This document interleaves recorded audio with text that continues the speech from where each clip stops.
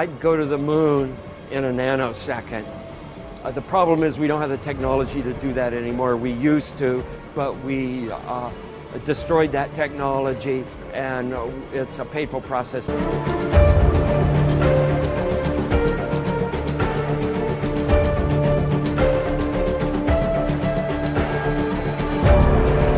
We are headed 3,600 miles above Earth, 15 times higher from the planet than the International Space Station. As we get further away from Earth, we'll pass through the Van Allen belts, an area of dangerous radiation. Radiation like this could harm the guidance systems, onboard computers, or other electronics on Orion. Naturally, we have to pass through this danger zone twice, once up and once back. But Orion has protection. Shielding will be put to the test as the vehicle cuts through the waves of radiation. Sensors aboard will record radiation levels for scientists to study. We must solve these challenges before we send people through this region of space. Sensors aboard will record radiation levels for scientists to study. We must solve these challenges before we send people through this region of space.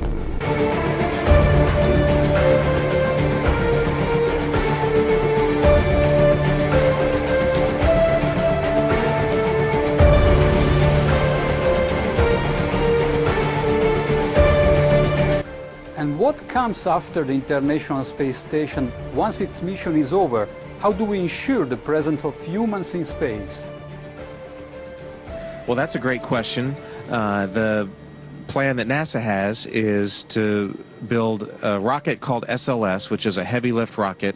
It's something that is much bigger than what we have today, and it will be able to launch the Orion capsule with humans on board, as well as landers or other components to destinations beyond Earth orbit. Right now, we only can fly in Earth orbit. That's the farthest that we can go. And this new system that we're building is going to allow us to go beyond and hopefully take humans into the solar system to explore. So the moon, Mars, asteroids, there's a lot of destinations that we could go to, and we're building these building block components in order to allow us to do that eventually. We only can fly in Earth orbit. That's the farthest that we can go. And we only can fly in Earth orbit. That's the farthest that we can go.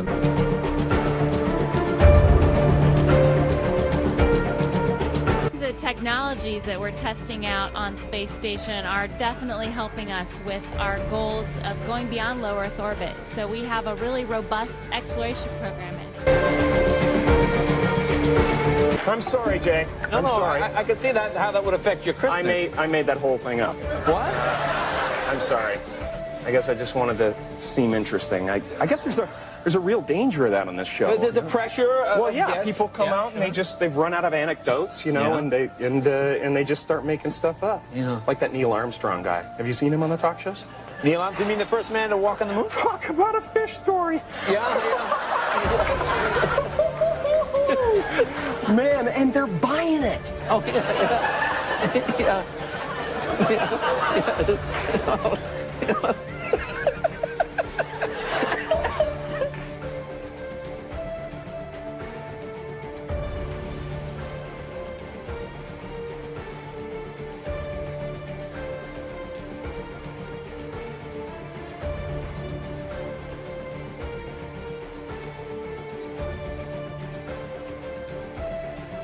I don't know. We're going to have to do something for you.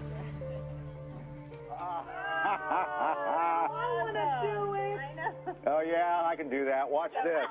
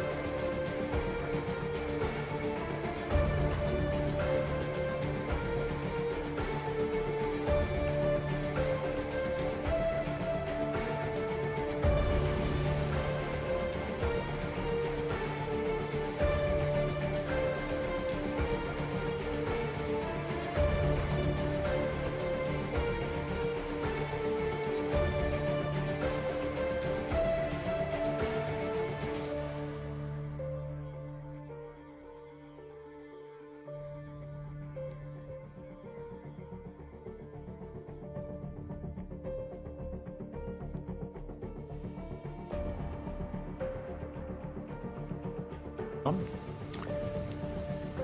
The sky is a deep black when viewed from the moon, as it is when viewed from cislunar space, the space between the Earth and the moon.